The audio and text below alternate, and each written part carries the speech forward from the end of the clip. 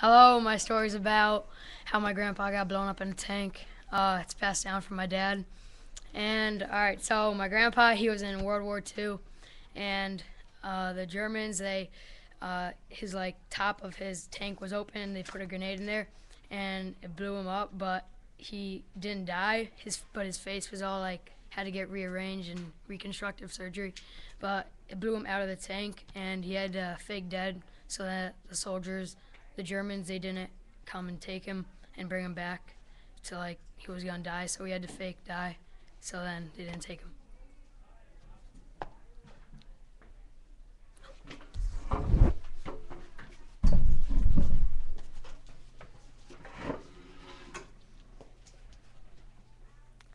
Hi, I'm going to be talking about how my dad came into America and didn't know English. It was passed down from my dad. And the story goes when he was 15, he flew from India to Mexico. And he then took a plane from Mexico to the US. While he was in Mexico, he was able to learn some Spanish. So when he came into the US, he didn't know any English, so he knew Spanish, so he was able to get a job with a couple Spanish people as a cook, and then they taught him English, so then he learned English, and that's it.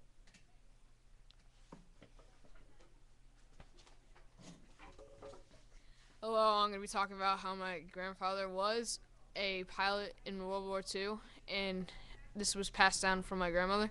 And so, yeah, like I said, he was a pilot for World War II, and one day he was just flying, and a couple of German ships came up, and I mean, not ships, planes, his plane was hit, and he bumped his head, and there was a big gash on his head, and so he was like flying just not for long, for a couple of seconds, and he couldn't see where he was going because all the blood was covering his eye.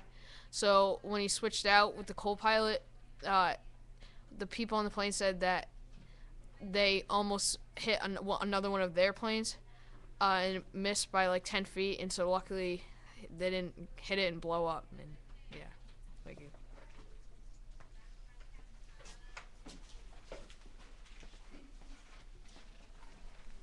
Hello, this story is about my grandfather, and it was passed down by my mother. My grandfather joined the war at age 16, and the army never noticed, and he fought on the front lines.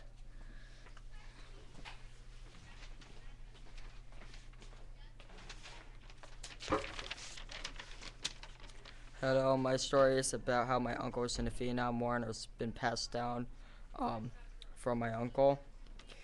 He was a helicopter pilot during the war, and his job was to pick up the wounded soldiers. So he saw the worstest things in his life, and that was my story.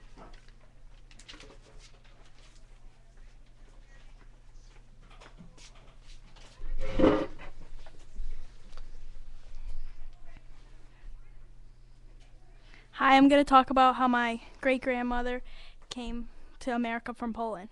So, my great grandma, who lived in Poland, had the opportunity to move to America. So, she went on a boat to America, where then she became a nanny in New York City. After that, she learned that she had family back home in Wallingford, Connecticut. So, she moved there, and we started our family here. And she has 3 people in the war that are her sons.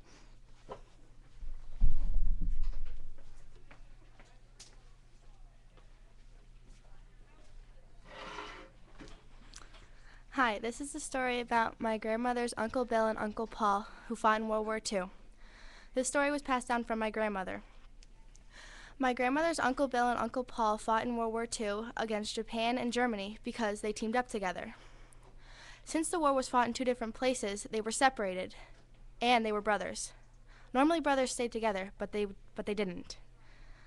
They had to separate because they were together.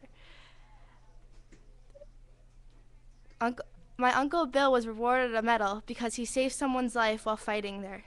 He saved their life while he was being shot at. That's why he was rewarded. Even though my Uncle Paul wasn't rewarded, he was still a big help to the war.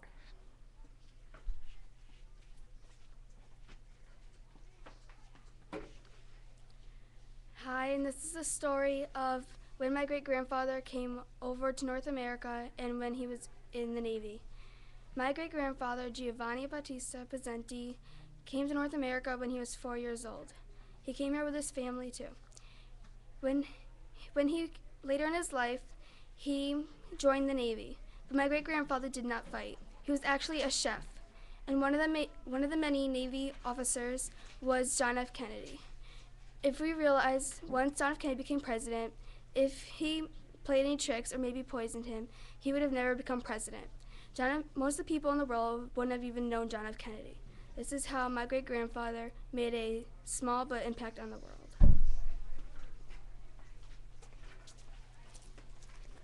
Hi, this is a story about when my dad came to America. It was passed down to me by my mom.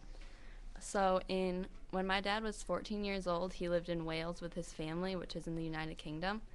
And his family had to apply for a pass to come to America, but it wasn't approved for like several years, so it took a lot of time. And they had to follow certain rules to come over, which one rule was that they had to only bring one suitcase per person and a small bike. My dad wanted to bring his bike, but his dad wouldn't let him because he thought it was going to be too much of a hassle. So then in 1958, they finally landed in Ellis Island.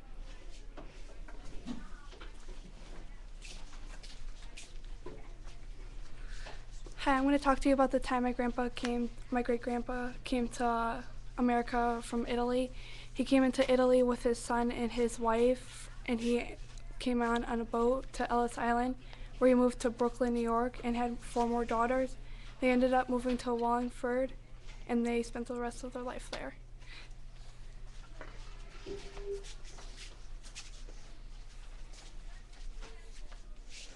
Hi, I'm going to be talking about how I got my last name. This was passed down to me from my dad. When my great-grandfather came to America from Greece, he had to go through Ellis Island, and they had to change our last name from Stavros to Stavris. Oh, wait. And then he moved to Pennsylvania and came here, and yeah.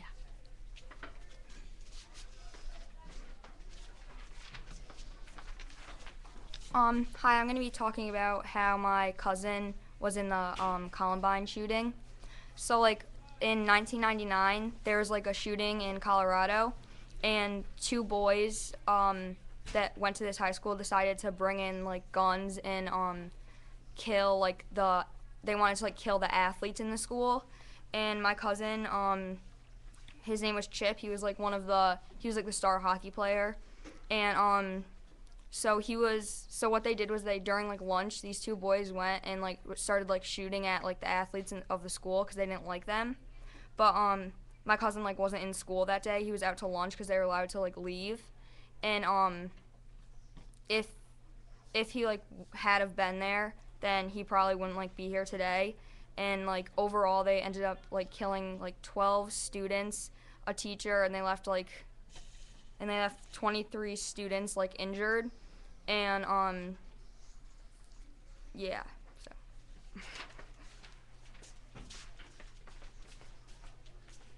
Hi, this is about my grandfather when he went to Alaska for war. My grandfather was invited to a feast by the Eskimos, and when they got there, they looked on the plates and they saw white rice, but when they looked closely at the white rice, they saw it moving. And then they asked the Eskimos what it was, and they told them it was little white worms, and if they didn't eat it, it'd be rude against their religion to not eat them, so they had to eat them.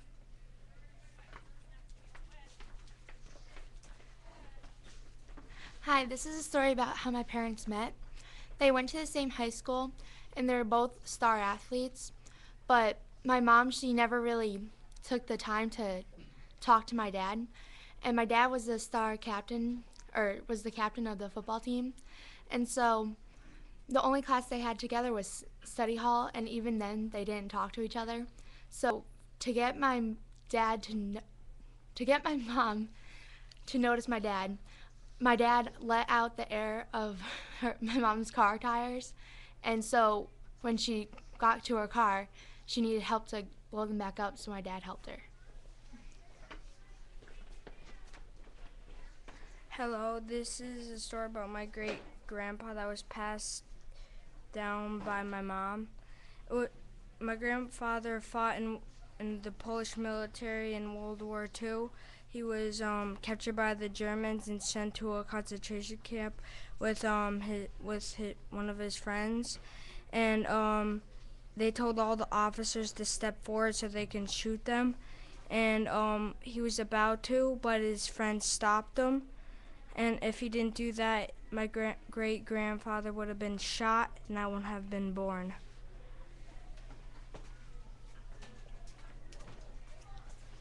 Hi, I'm going to talk about how my great-great-grandfather was captured by the Union Army in the Civil War. When my great-great-grandfather was young, he joined the Confederate Army, and during battle in Tennessee, he got captured by the Union Army, and after the Union won, he settled in Tennessee, and if he didn't get captured by the Union Army, then he wouldn't have had a pension from the Union, and therefore his family wouldn't have had money to survive, and then I wouldn't be here right now.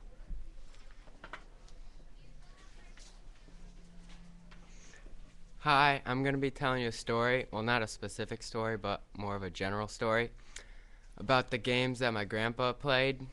Obviously, they didn't have like computers back then, so they had to play with like whatever they could find or make.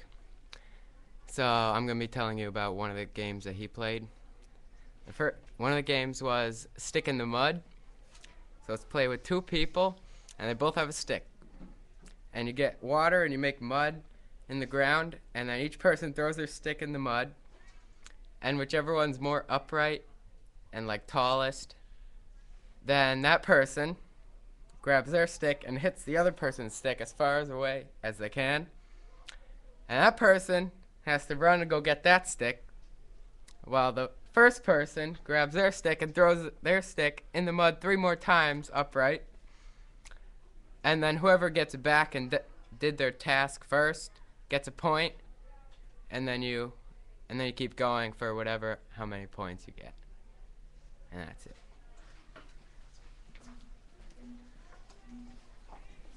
Hi, I'm gonna tell you about a story about when my grandfather accidentally shot himself in the foot, and this was passed down to me by my father, and this is how it happened.